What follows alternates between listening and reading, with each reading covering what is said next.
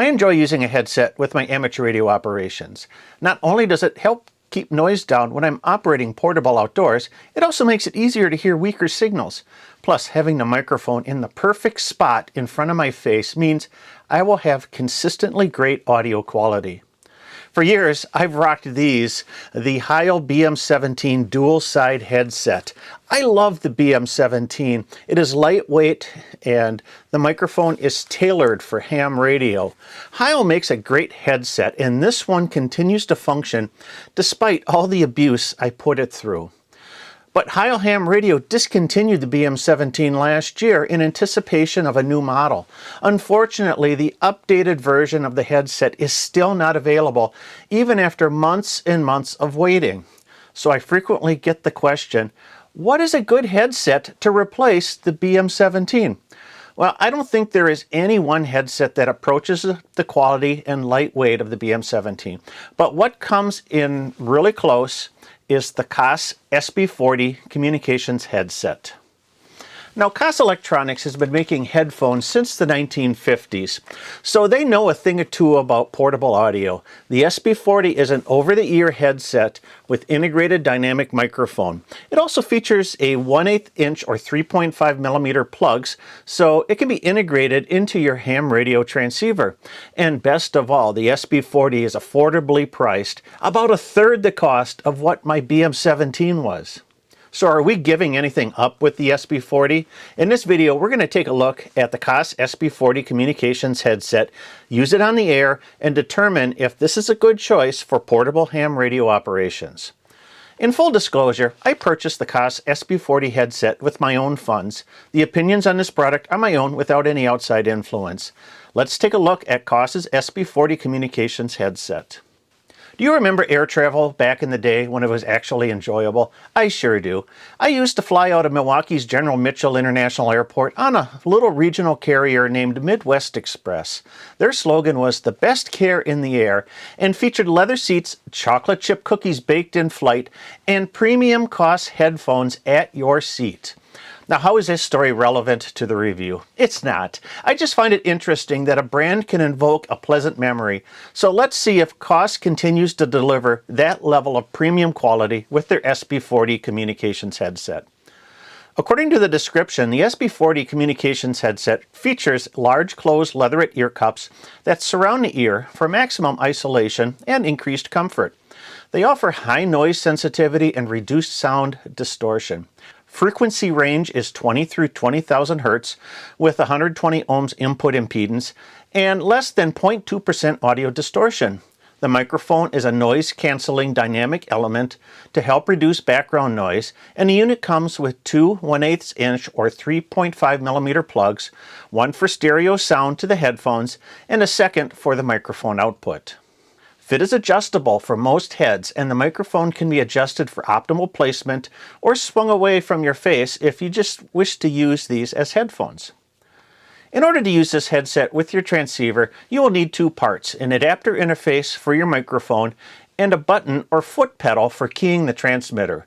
Both are not included with the SB40. For an interface, I'm using the Heil 81YM. This is compatible with my Yaesu FT891, which has an 8-pin modular jack for the microphone. Heil Ham Radio has a full line of adapters, so it is easy to pick out the one that will work with your particular model of transceiver. You can also make your own by following the pinout diagrams in your radio's user manual. One word of caution: this headset has a dynamic microphone element and it is not compatible with ICOM transceivers.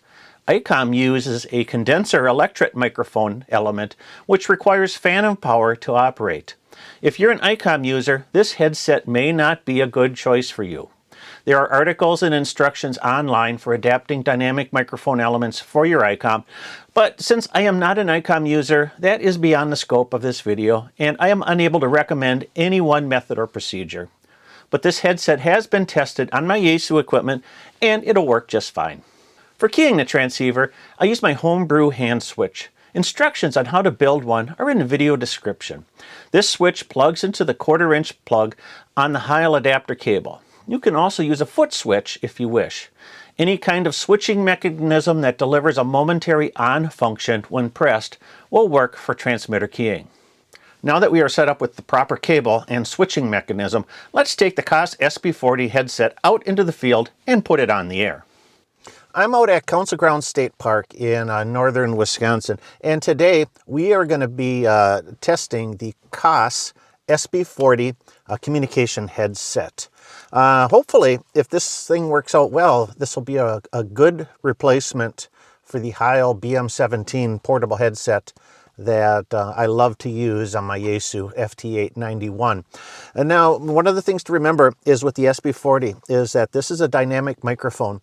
So it's going to work well with transceivers that require a dynamic mic like the Yaesu and the Kenwood. But if you've got an ICOM transceiver, they require a condenser or electret microphone. And you're going to need some type of a preamp or additional circuitry in order for that to, in order for something like this to function properly with an ICOM transceiver. But if you're a Yaesu user, you should be good to go. And the price is right on these. So a little bit larger than the Heil headset. But other than that, it feels very nice, and I've always enjoyed Koss headphones before, the ones I've used prior to that. So, in order to make this work, I am using my Heil adapter. This is the AD1YM adapter. It's got the 8-pin RJ45 on one end, and then it's got the two jacks on the other end. One for the microphone and one for the keying, the switching mechanism. So I should be able to plug this directly into my little into my little pigtail here, and plug the headset into the appropriate plugs. Get the cord untangled here. So the gray one is labeled microphone, so that's going to go into the mic. The black one is labeled phone. That's going to go into the speaker jack on the side of the transceiver, and I should be hearing audio.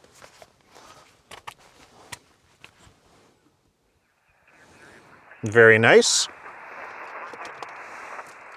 To key the radio, I'll use my push button trigger. It's got a 1/4-inch phono plug in there, and that plugs into the jack on the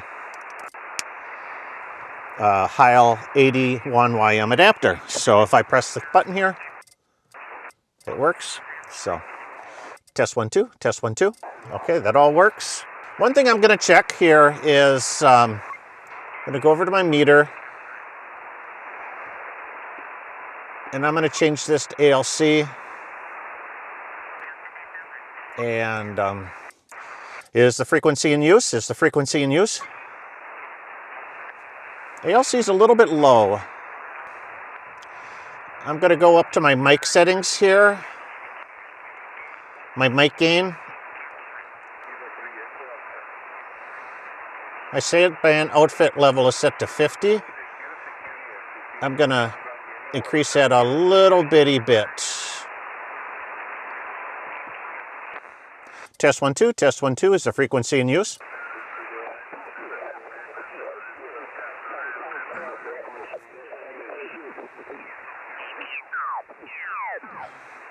We'll try that. I might have to do a little bit of tweaking. Microphones are always different, and whatever mic gain you're going to need is really going to be dependent upon your own the way in which you speak. So just be aware of that. Whenever you get a new microphone or a new headset or something like that, you're going to have to tweak the mic gain settings just a little bit.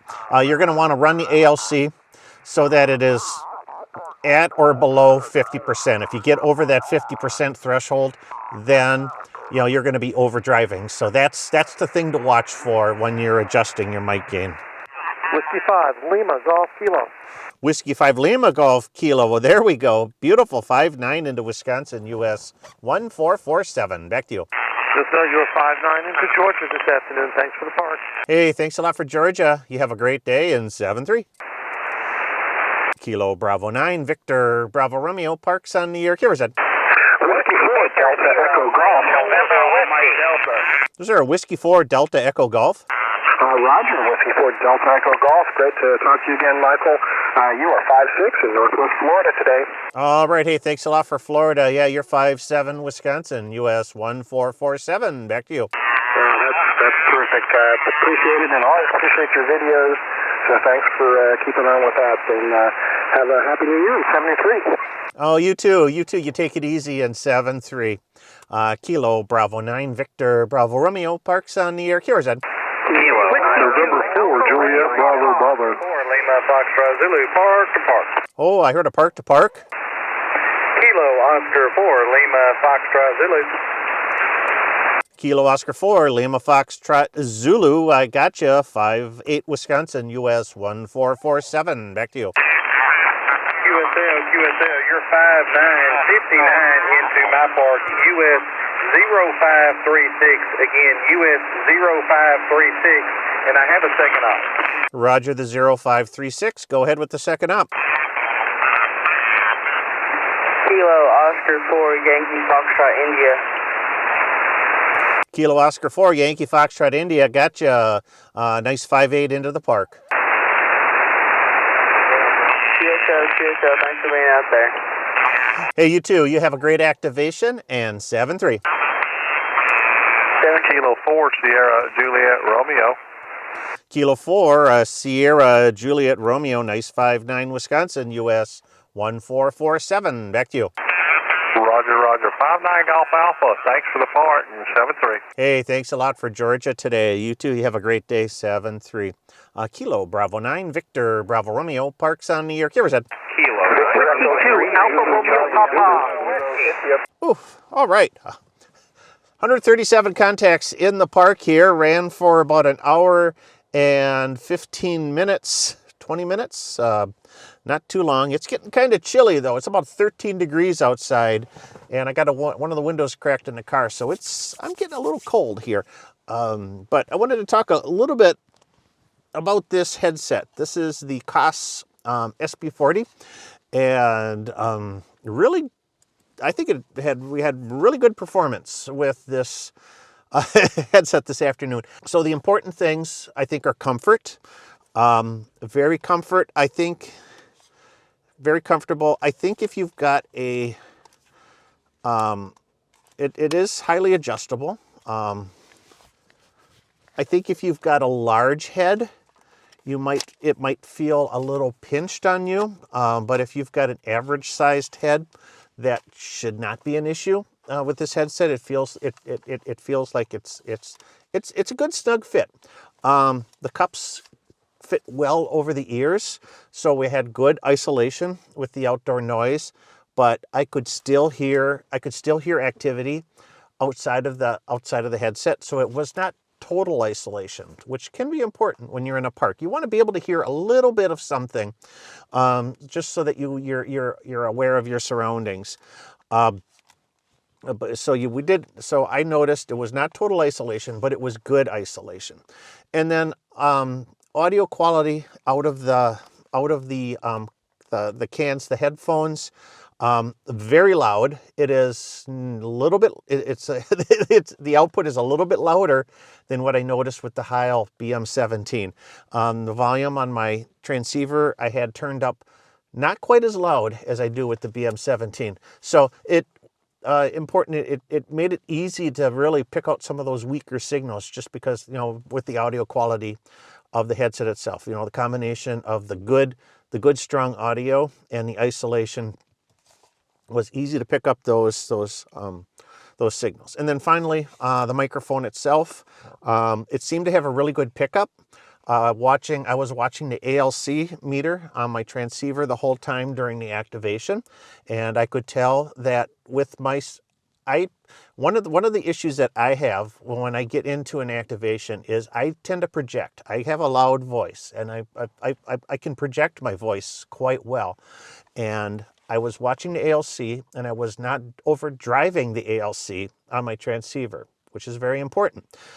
So that means we've got the microphone is well matched to the transceiver itself. You know, I turned up the mic gain just a little bitty bit. I might back it back down again. I might have to do some A/B comparisons between, you know, what I might do is might, you know, put this on a dummy load and then maybe do a little bit of comparison between this microphone and the hand mic and whatnot, just so that I get my, you know, my mic gain is just at that perfect level. We can watching the ALC on the meter there. If there was anything I might do, you know, to modify this, is I may eventually put a windscreen over the top of the microphone, just to help keep out some of the wind noise. We'll have to see if it picks up wind noise or not, but and also maybe reducing plosives.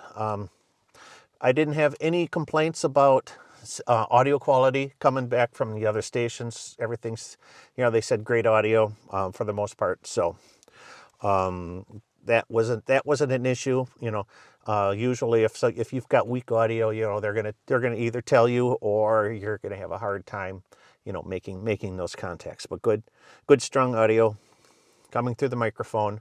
Good deflection. You know, the ALC looked just perfect.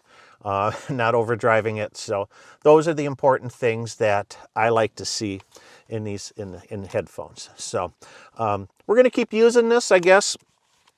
My BM17s get a little long in the tooth, so we'll put the Koss headset into rotation. It's a little bit bigger than the Heil headset, so that is a little bit of a downside for me. But otherwise, I think it's going to be a good choice overall, especially if you're a Yaesu user.